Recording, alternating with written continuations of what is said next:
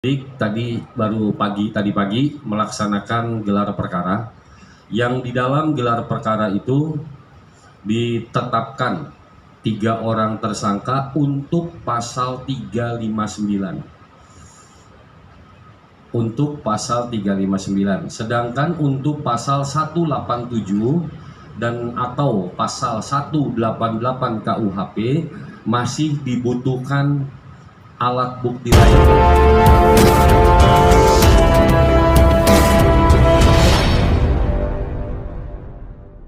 Sudah disampaikan oleh Pak Kabid tentang perkembangan penyidikan terjadi peristiwa kebakaran Lapas 1 Tangerang.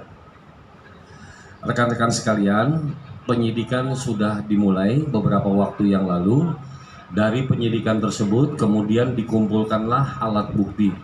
Alat bukti ada 3 setidaknya. Yang pertama adalah keterangan saksi, kemudian keterangan ahli, bukti dokumen dan surat, dan yang terakhir keterangan tersangka nantinya.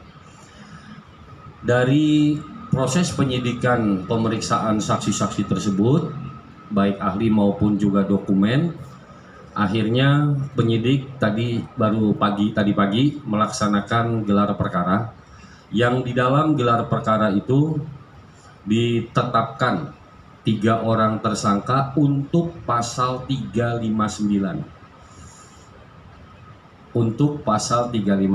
sedangkan untuk pasal 187 dan atau pasal 188 KUHP masih dibutuhkan alat bukti lain, sehingga tersangka yang diumumkan hari ini adalah tersangka yang memenuhi unsur pasal 359 berdasarkan alat bukti.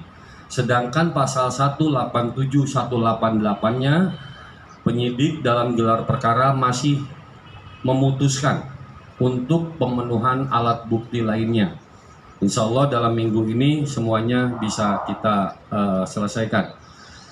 Rekan-rekan sekalian, kalau pasal 359 objeknya akibat material yang ditimbulkannya adalah meninggalnya seseorang. Sedangkan pasal 187, pasal 188 objeknya penyebab kebakaran. Ini perlu dipahami rekan-rekan ya. Objeknya adalah 359 mengakibatkan meninggalnya seseorang. 359 meninggalnya seseorang itu disebabkan karena diduga adanya kealpaan.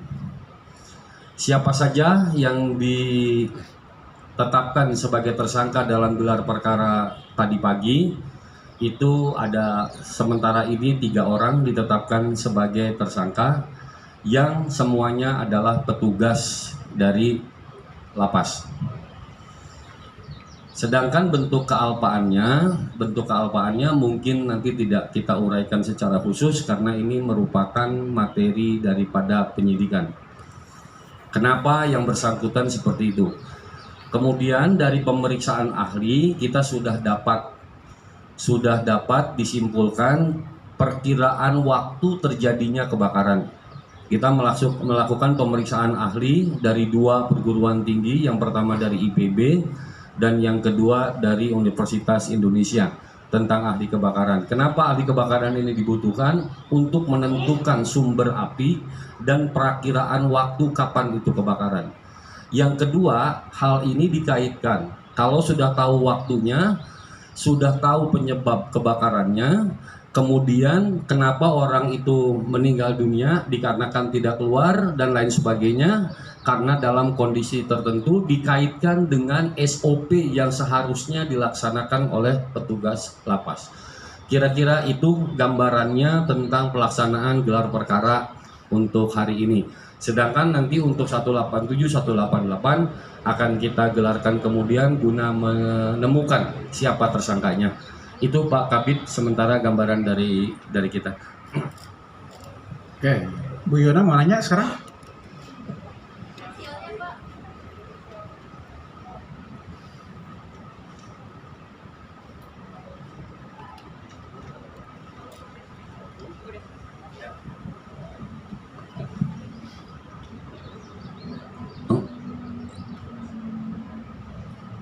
inisialnya RU kemudian Y, ya, S, dan satu lagi adalah Y ya. Cukup? Ada pertanyaan lain? Banyak juga nih yang nanya. Langsung aja bagaimana? Tadi kan Bapak sempat singgung bentuk keamanan juga bisa dijelaskan bahwa itu bagian dari investigasi. Dengan cara hukum aja Pak, apa yang dimaksud Rekan-rekan, seperti yang tadi saya sampaikan, 359 objeknya adalah meninggalnya seseorang. Jadi penerapan pasal 359 orangnya harus meninggal atau luka berat.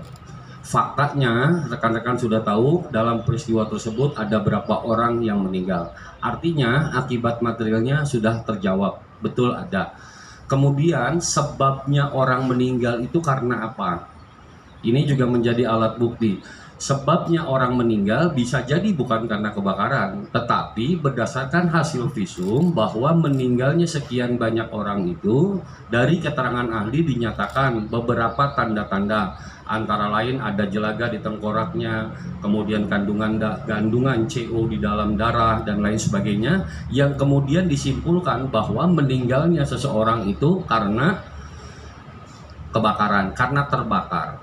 Kenapa orang ini terbakar?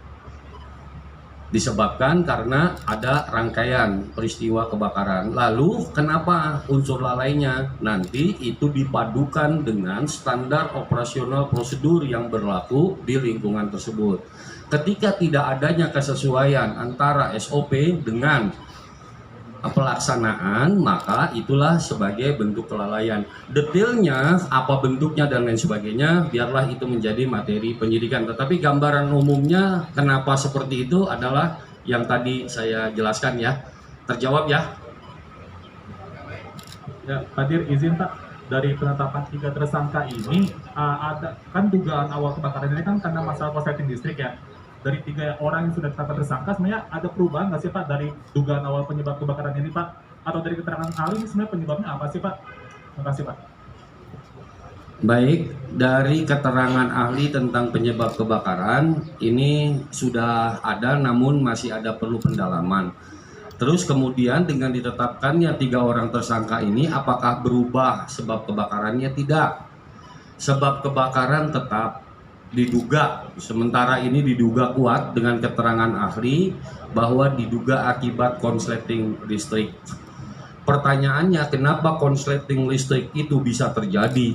Terus kemudian bagaimana pola penjalarannya sehingga membakar? Kapan waktu sejak kejadian kebakaran sampai akibat itu, sampai proses evakuasi dilakukan dan lain sebagainya.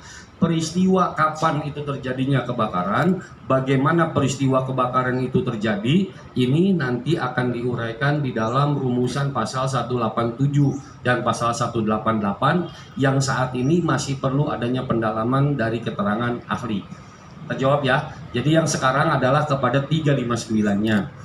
Nanti di 187, 188 dijuntukan kepada 359 akan ada gelar perkara berikutnya untuk penajaman. Tetapi kan rekan-rekan setiap hari nanya perkembangannya, sampai Kabid Humas bingung nanya terus. Jadi makanya saya umumkan dari yang ada dulu sekarang gitu, daripada saya diteleponin terus kan gitu sama Kabid Humas. Itulah kira-kira.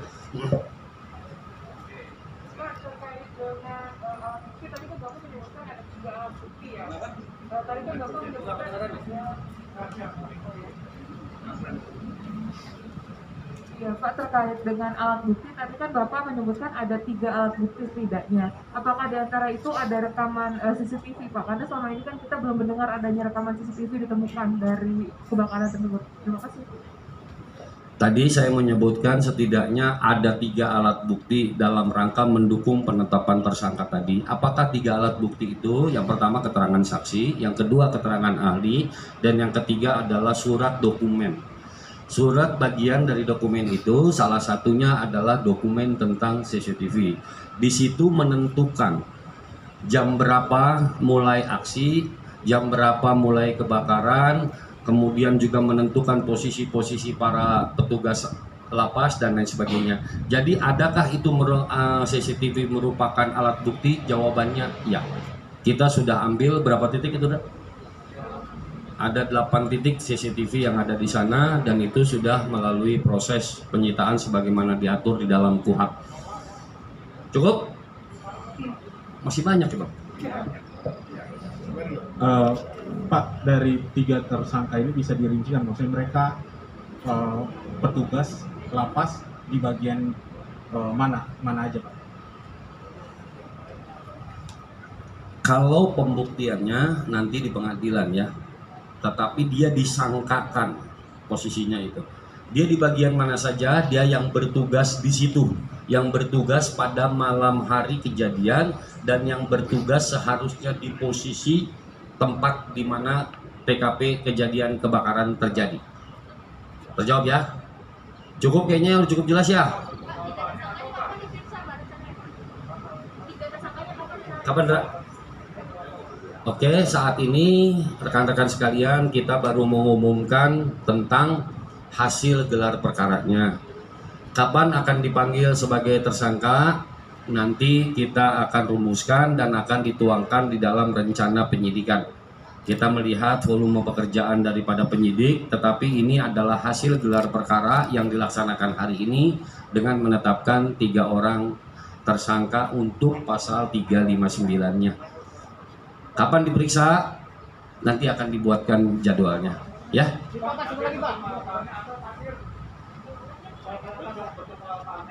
Apakah yang bersangkutan tidak ada di lokasi ketika kejadian berlangsung atau seperti apa, Pak? Ya, nanti itu secara tadi udah ditanyain tuh sama siapa? Sama Agi. Tentang detailnya biarlah itu menjadi materi penyidikan. Tetapi penerapan pasalnya dengan kejadiannya tadi sudah dibandingkan antara SOP dengan fakta di lapangan sehingga mengakibatkan orang lain meninggal dunia atau luka berat. Pak, izin Pak, dari 3 tersangka itu ada ke lapas juga Pak jalan sebelumnya? Belum.